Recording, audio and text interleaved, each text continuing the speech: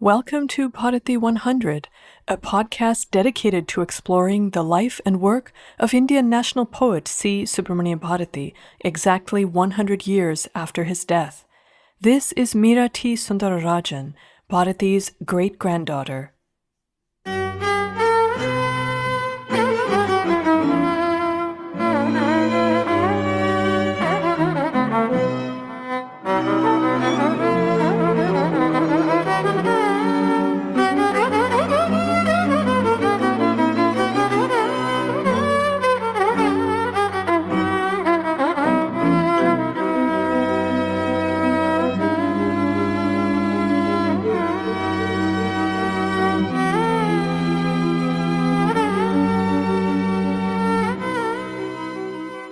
Today's episode is entitled The Story of Bharati, and the significance of that title will hopefully become apparent in just a few moments. This is the first in a series of episodes where I'll present a conversation that I had with filmmaker Michael Wood about Subramania Bharati and about my new book of Bharati's English writings, The Coming Age. Michael Wood is one of the most gifted and experienced documentary filmmakers in the world. He brings a unique combination of talents to his work. He offers historical insights, and he also has literary gifts, so listening to his language and his approach to narrative is very exciting. And then, of course, there's his wonderful personality, his natural warmth, his obvious love for his fellow human beings, and his deep attachment to Indian culture, especially to the culture of the South. I first learned about Michael when a friend of mine recommended that I watch a program called The Story of India. This turned out to be a 6-part documentary series shown by the BBC and by PBS in North America, and it's a very ambitious program. It seeks to trace the story of Indian civilization from its earliest beginnings right up until the present day. And as you watch the program, you see that Michael is sort of in search of a common thread that defines what it means to be Indian from ancient times until the present. It's difficult to choose a favorite episode from this outstanding work, but I must admit that I think I have one, and it's episode 1. In that episode, at the very beginning of the series, Michael actually travels to deep South India to find the roots of Indian culture, and his journey takes him to Kerala and to Tamil Nadu, where, of course, Subramania Bharati was from. By a strange coincidence, it turns out that Michael has strong personal ties with the Tamil village of Kadayam. Kadayam was a very important place in Bharati's life. It was actually the native village of his wife, Challamma. Bharati spent some time in jail in Kadalur, and when he was released from jail, he actually went straight to Kadayam, and he stayed there for a while, enjoying the beautiful natural environment surrounding the village, which is in a mountainous area, and its temple. But he got into some trouble in Kadayam because his advocacy of caste equality met with some resistance from the local Brahmin community, his own. He got into the habit of dining with his non-Brahmin friends, and as a result, he found himself thrown out of the Brahmin area of the village, and he had to go and live on the outskirts of town, separated from his family. That was clearly an untenable situation, so he ended up leaving Kadayam and going back to Madras. As the heartland of the fight against British colonial rule, that was where he belonged, and ultimately, that was where he died. By episode 6, the final episode of Michael's program, he has brought us into the 20th century, and this episode deals with the Indian freedom movement. This episode is one that I watched in detail with my mother when we were living in the UK, and we talked about it for a long time afterwards, because each episode of the program is about an hour long, so Michael didn't have a lot of time to delve into the details of the Indian independence movement, and so he obviously had to make some tough choices about what his focus would be during this particular program. As a result, his discussion remained centered on much that is already known, and in particular on the major figures of the movement from North India, such as Nehru and Mahatma Gandhi. Subramania Bharati was not mentioned in that episode. So, of course, quite naturally, We got to thinking how interesting it would be if Michael Wood could do something more in-depth about the national movement, where he would talk about the pan-Indian character of the movement and bring to life the characters from all across the country who played a key role in order for India to gain her freedom. Of course, Subramania Bharati is one of those key figures from India's south. As a result of those discussions, I finally sent an email to Michael explaining who I was, my connection with Bharati, and how I thought it would be so interesting to pursue a deeper discussion of the freedom movement, perhaps even focusing on Bharati in the context of the work that he'd already done on India. Now, Michael being Michael, he replied to my message.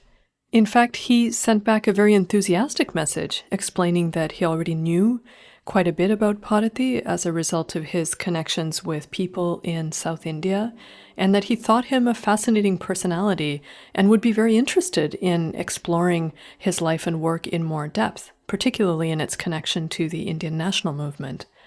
So from this initial correspondence, we quite naturally developed a project to do a film on Bharati. Now, this project has been sidelined at the moment because of COVID, but we are still in the process of fundraising for it, and it's my hope that we will be able to make that film sometime in the not-too-distant future. Had we been able to realize the film project, it was my dream that it would be released in time to commemorate Bharati's 100th anniversary this year. Sadly, that was not meant to be. But it's a piece of great good fortune that I've been able to bring out Bharati's collected English writings, The Coming Age, instead.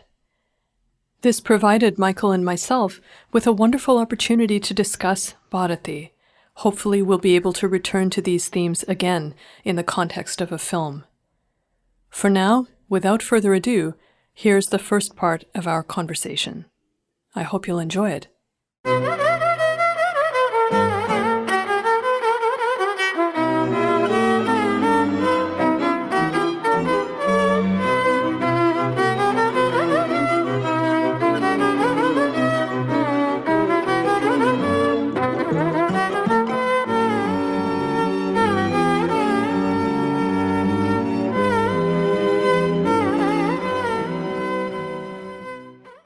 Well, hi, my name's Michael Wood. I'm a writer and a filmmaker with a special interest in the civilization of South India.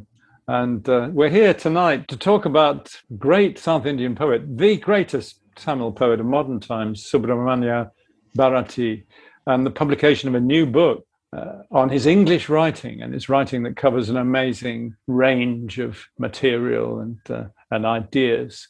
We're going to talk to the author, Mira, are you there? Yes, I'm here. Thank you so much, Michael. Fantastic, fantastic. Let me begin this with a personal reminiscence. I've been going to Tamil Nadu for many years now, and I was on the phone the other week to friends of mine who live friends of ours who live in Chidambaram, in the middle of Tamil Nadu, and I mentioned that I was going to meet up with you soon. And your relationship to the poet, all of these things you can explain. And even though he's not very well known, perhaps to many people in the outside world today, in 2021, actually in South India, he's a legend, the great poet. And they immediately not only knew the poetry, but said, "Oh, next time you come, we'll take you to Kadayam," where he wrote some of his great revolutionary poetry. So, it's just that effort of this is a living tradition in Tamil Nadu still, and has great relevance to the world as a whole, I think. So that's just my little personal reminiscence of all this. Let me just put it to you first of all. This is a labor of love, this book. Yes, absolutely. So already in your introduction, you've raised so many points that I want to talk about, which I think just signifies how incredibly rich the material is here that is available to us today. And I feel very lucky to have this opportunity to discuss the book with you in that context. It is a labor of love because the idea of it actually came about as a family project. And it goes back, believe it or not, to the early 2000s, when my parents, who had been settled in Canada for a long time, since 1969, before I was born in Canada. But back in the late 90s, early 2000s, they decided that they wanted to start spending more time in India. And one of their chief objectives in doing that was to find out what was happening regarding Subramania Bharati. So in the decades since they had stopped living in India, how was Bharati's reputation evolving? Were his works continuing to be read? How were educational institutions dealing with them? And how did the population see him? And his reputation has ridden the waves up and down over the decades, moving along with the political currents and so on in India and in South India. And what my parents discovered was a surge of interest in Bharati, and at the same time, the rise of lots of misconceptions about him. The spread of knowledge about Bharati outside Tamil Nadu to parts of India where Tamil is not spoken as a first language. And that involves certain special challenges as well as opportunities, because here are people who can't read the majority of the poet's works in the primary language in which he wrote them, but people who are nevertheless captivated by the legend that is Subramania Bharati. There's something there that draws them, the idea of this fiery revolutionary poet who was so determined in standing up for India, not only against the colonial domination, but in terms of what he visualized as a beautiful Indian society, overcoming the negatives in her background and flourishing in the present and the future. And so the idea was born that his English writings would be a wonderful way to reach people. And it's worth mentioning also that Bharati wrote in a number of languages. He wrote, to my knowledge, I'm personally familiar with his writings in at least 3, which would be Tamil, English, and Sanskrit. But he was also fluent in Hindi and Bengali. He had a huge exposure to French because he was living in Pondicherry. And in fact, in his English writings, we can see these very idiomatic French expressions creeping in, which I recognize because I have studied and lived in France. And so given all this, my parents sort of had a eureka moment when they realized that he'd done a lot of writing in English and that this was not in common circulation. And the reason for that is very simple, because they had been published as a collection. The majority of his English writings, I won't say all of them, but the majority had been collected back in the late 1930s and then reissued in a book in the early 1980s, but very sort of quick publication.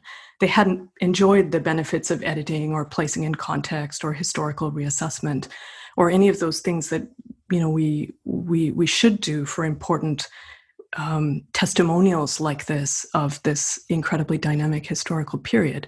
So my parents and then my mother was extremely keen that we should bring out a proper modernized edition of his major writings in English and be able to present them in a context where readers today would feel their contemporaneity and feel that, these are writings that are very much alive today. These ideas are alive and indeed can help to carry us into the future. And so the book is dedicated to my father. He actually was an English scholar, so he was the one who first thought, we can make something out of this. We can make this into a book that is very relevant to today's readership. And then, of course, my mother being the Bharati scholar and having the expertise and the background to so many of these pieces in the book, especially the translations. So there is an explanation in the book about her role as a pioneering Bharati scholar and how she contributed to the material in this book as well. That's great. And we'll talk in more detail about content of the book in terms of these different areas of his activity, which it seems to me in some ways is growing in importance. There are many, many great issues afflicting the world now, and racism being a very important part of it, decolonization, and so on.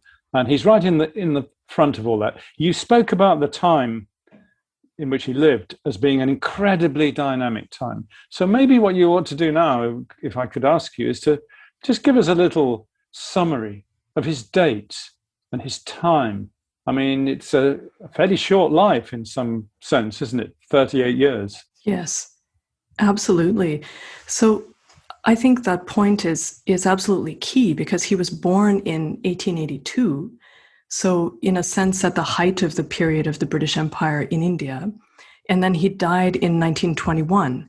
So, just in the final period of the Great War. He certainly never saw independence or was anywhere near that opportunity, sadly. But during that period, there was a great deal of ferment happening in India. And I think in many ways, the tide was then turning against empire and towards this growing nation of sovereignty. Not only in the context of India, as you very well know, but also in terms of the ideas that were taking flight around the world about humanity, the great disillusionment that happened as a result of the Great War, and so on. Mm-hmm. So 1882 was his birth date. 1921 was the year of his death. And in fact, September 11th, 1921 was the date of his death. So this book actually is a 100th anniversary publication. It commemorates a century since his death. September 2021 to September 1921. And if you look at that period in little more detail, the 1880s is the real beginning of the independence movement, the Indian National Congress, the organization of an Indian independence movement. So as he grows up, he's seeing powerful Indian advocates for independence rising up both in the North and the South, isn't he?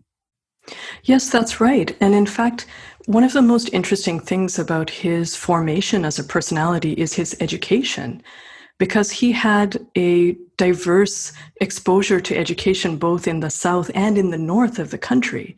So, of course, he comes from Ettyapuram and started his career, if I may call it such, as a 7-8-year-old boy in the court of the Ettyapuram Maharaja.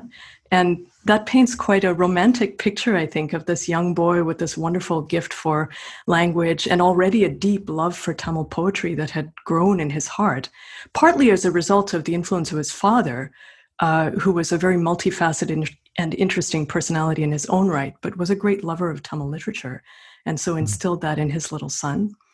And that's how his education started. But then later on, after his father passed away and so on, Bharati then went to Benares to get educated. And there he acquired many of the habits that we now associate with him, things that have become iconic, such as the wearing of his turban, and of course his fierce revolutionary style. His mustache was something that he acquired the habit of wearing in the North.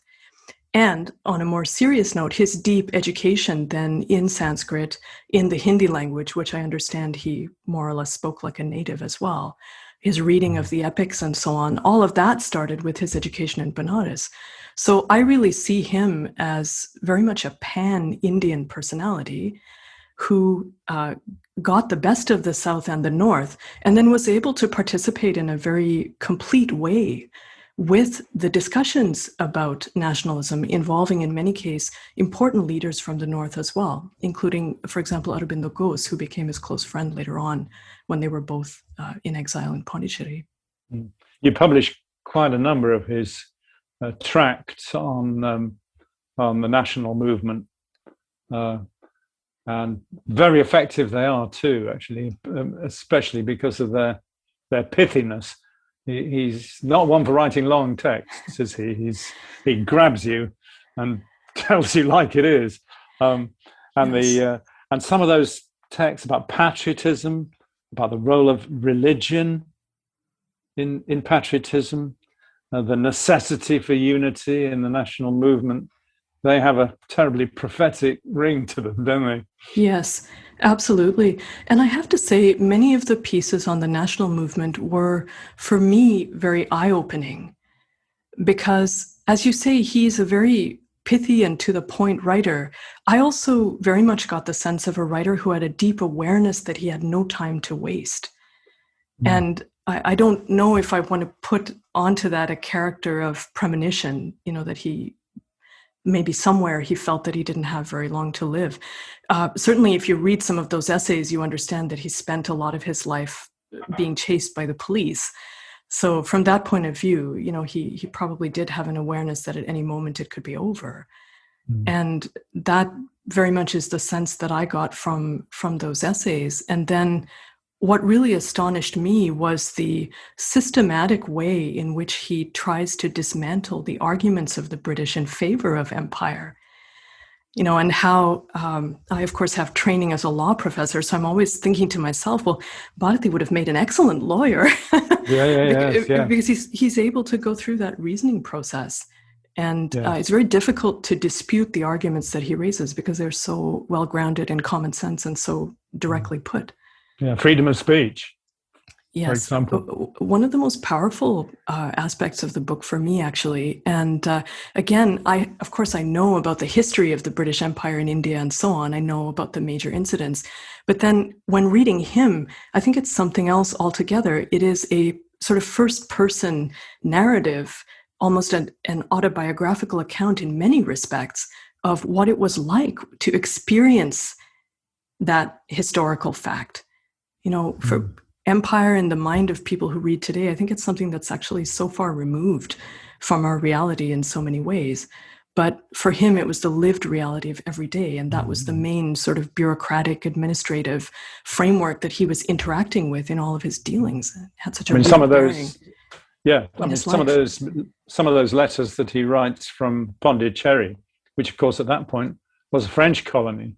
Yes. And so he was out of the British hands in Pondicherry, but you get a really remarkable sense of somebody who's hunted effectively. Absolutely. And on a personal note, that was difficult material for me to go through. I must say that it's always a privilege to read his writing, but it was not enjoyable for me to go through and hear about how he experienced his exile, how he was pursued by the police, how he had to fight literally for every inch of space for his own existence. It was difficult reading. I much more enjoyed the philosophical and other parts of the book where I didn't have to confront the brutal reality of empire in such a direct way. Yeah, although I'm sure future readers of your book will find that aspect of it really powerful. Absolutely. It is, and that's why I found it so disturbing. Yeah. Looking at his vision of the future, the higher human will is the phrase he uses a number of times. He's an idealist, isn't he?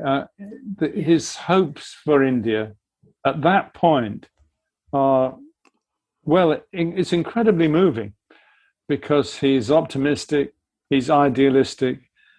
He believes that with goodwill, the men and women of goodwill could achieve something great with Indian independence. Again, it has a very prophetic ring now, doesn't it?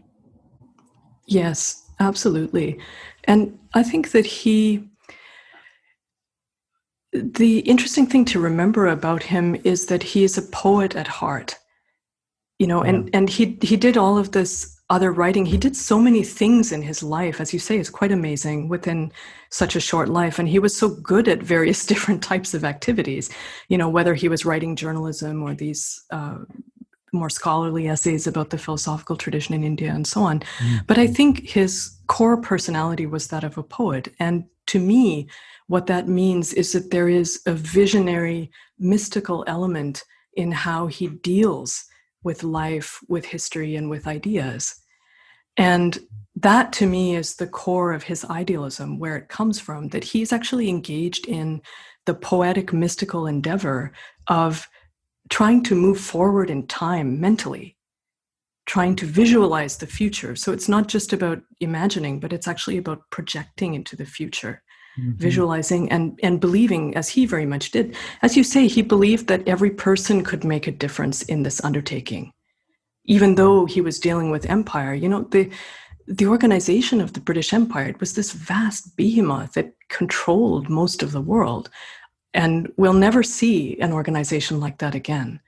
I think it's highly unlikely. But for him, he still saw at some level that it boiled down to action on the individual basis. And that's quite an astonishing idea. As you say, It is an idealistic approach and a very optimistic approach. Yeah.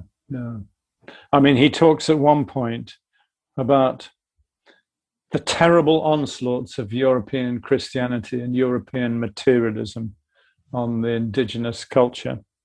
And again, looking from the perspective of 100 years on,